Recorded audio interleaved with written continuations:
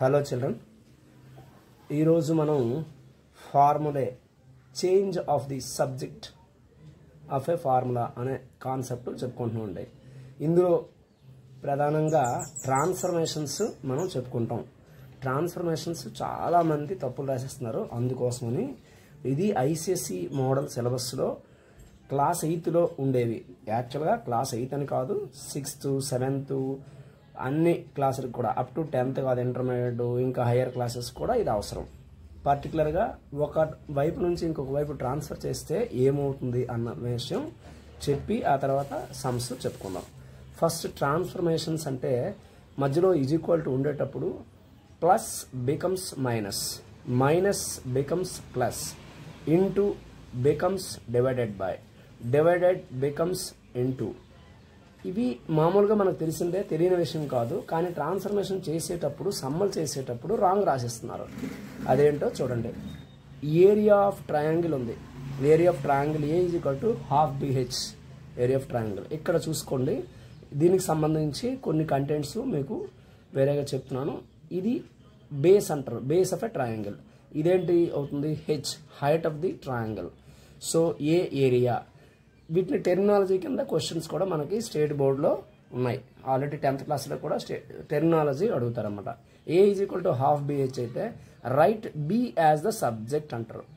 Right B as the subject అంటే బిని left side ఎడమ వైపు ఉంచి సబ్జెక్ట్గా రాయటం మనకి నేర్చుకోవాలన్నమాట. A is equal to half into BH formula తెలుసు, area of triangle formula. So ఇక్కడ డివైడ్ చేస్తుంది, అటు వెళ్తే మల్టిప్లై అవుతుంది. 2 ఇంటూ ఏ, 2a. ఇప్పుడు అదే చెప్పాను. డివైడ్ బికమ్స్ ట్రాన్స్ఫర్మేషన్లో మల్టిప్లికేషన్ అవుతుంది. 2a is equal to 1 into BH అంటే బిహెచ్ ఉంది. 2a by we want B as subject కాబట్టి ఇది హెచ్ మల్టిప్లై చేస్తుంది, అటు ట్రాన్స్ఫర్ అయితే డివైడ్ అవుతుంది. 2a by H is equal to B. కానీ సబ్జెక్ట్ రాసేటప్పుడు బి వాల్యూని లెఫ్ట్ హ్యాండ్ సైడ్ రాయాలి, ఎడమ చేతి వైపు. B is equal to 2a by H రాస్తాం. అంటే అట్ ఏ టైం రెండు మార్చేటప్పుడు ట్రాన్స్ఫర్మేషన్లో సైన్ చేంజ్ అవ్వదు. సైన్ కన్వెన్షన్ అది తెలియాలన్నమాట. ఇది బీని మార్చాము, 2a బై హెచ్ని కూడా మార్చాము. ఇలాంటప్పుడు సైన్ కన్వెన్షన్ మారదు. ఒక్క వేరియబుల్ని మాత్రమే మారిస్తే అప్పుడు సైన్ చేంజ్ అవుతుంది అన్నమాట.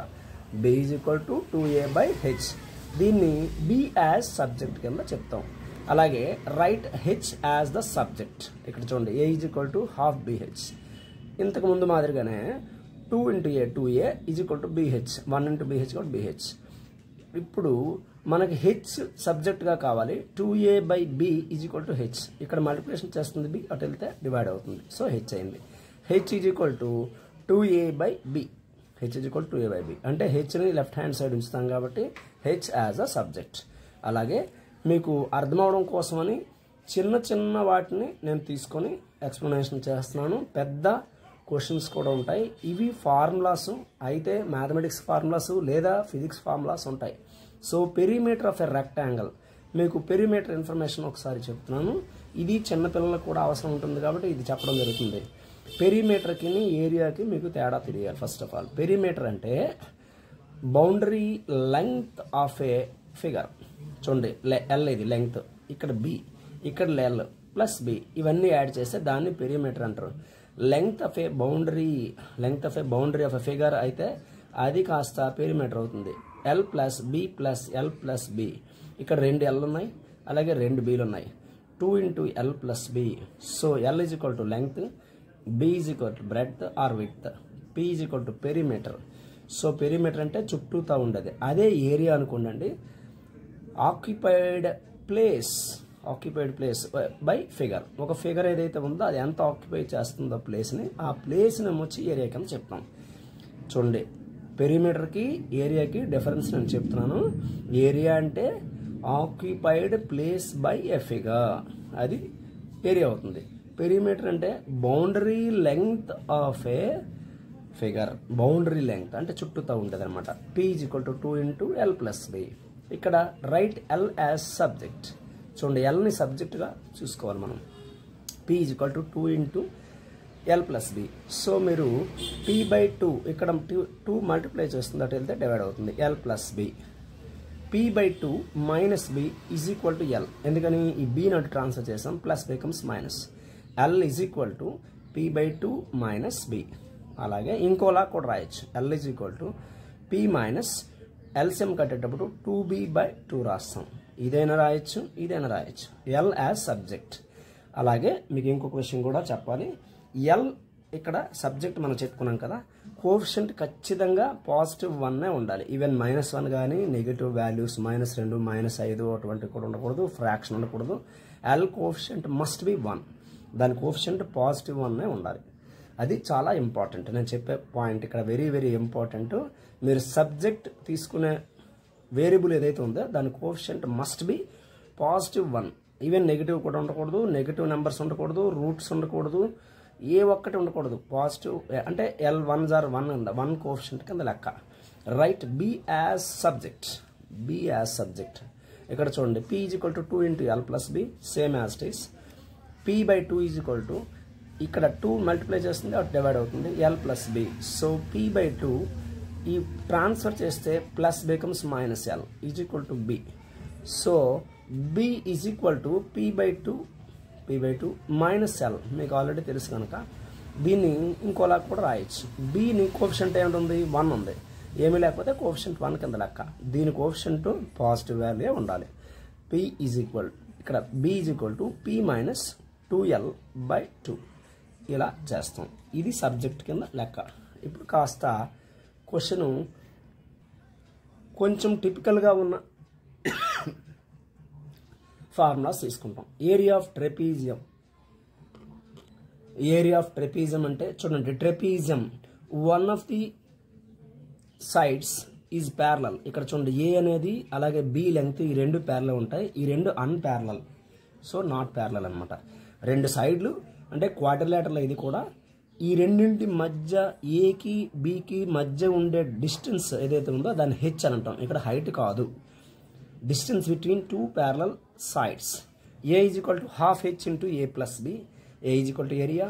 A, B ni 2 parallel sides length antam. Length of a 2 parallel sides. H వచ్చి distance between 2 parallel sides. ఇవి మీకు టెర్మినాలజీ కింద ఉపయోగపడతాయి, నేర్చుకోవాలి. ఇప్పుడు చూడండి, రైట్ హెచ్ యాజ్ సబ్జెక్ట్. చూడండి, right h as a subject అంటే హెచ్ని మనం లెఫ్ట్ హ్యాండ్ సైడ్కి వచ్చేటట్టు చేయాలి. ఓకే చిల్డ్రన్, చూడండి, a is equal to half h into A plus b వేస్తాం. ఇక్కడ ఏ ఇలా విడిగా ఉంది లెఫ్ట్ హ్యాండ్ సైడ్, డినామినేటర్లో 2 ఉంది కాబట్టి అటు మల్టిప్లై చేస్తుంది. 2a is equal to 1 into H, H ఉంది, ఏ ప్లస్ బి. ఇప్పుడు 2a ఇలా ఉంది చూడండి, 2a ఏ ప్లస్ బి అనేది ఇక్కడ మల్టిప్లై చేస్తుంది, అటు వెళ్తే డివైడ్ అవుతుంది, 2a/a ప్లస్ బి అవుతుంది, ఈజ్ ఈక్వల్ టు హెచ్. మనకి హెచ్ కావాలి, హెచ్ యాజ్ సబ్జెక్ట్ కాబట్టి లెఫ్ట్ హ్యాండ్ సైడ్ ఉంచాం. H is equal to 2a/a plus b. ఇదేమొచ్చి మనకి కావాల్సిన సబ్జెక్ట్ ఈక్వేషన్ అనమాట.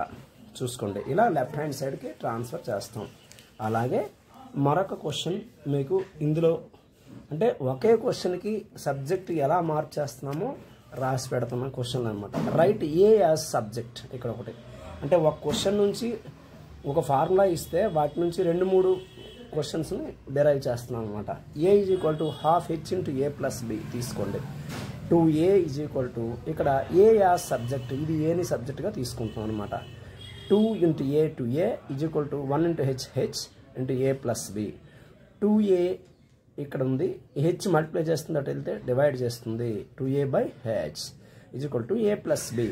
ఇప్పుడు ఏమవుతుంది మనకి, చాలా సింపుల్గా మీకు అబ్జర్వేషన్ అర్థమైపోవాలి. 2a/h ఏ సబ్జెక్ట్ కావాలి కాబట్టి బి ట్రాన్స్ఫర్ చేయాలి అటువైపు, plus B becomes -b is equal to a. Therefore a is equal to 2a/h minus b. ఇంకా కావాలంటే వేరొకలా కూడా రాయొచ్చు. అదేంటంటే చూడండి, ఎల్సిఎంలా తీసుకొని కూడా రాసి పెట్టచ్చు. అదేంటంటే 2a మైనస్ హెచ్బి లేదా బిహెచ్ అని రాయొచ్చు, బై హెచ్ ఇలా కూడా రాయొచ్చు, no problem. 2a minus hb/h ఇలా అవుతుంది. అలాగే a is equal to half h into A plus B. ఇక్కడ బి యాజ్ సబ్జెక్ట్ రాయమంటారు.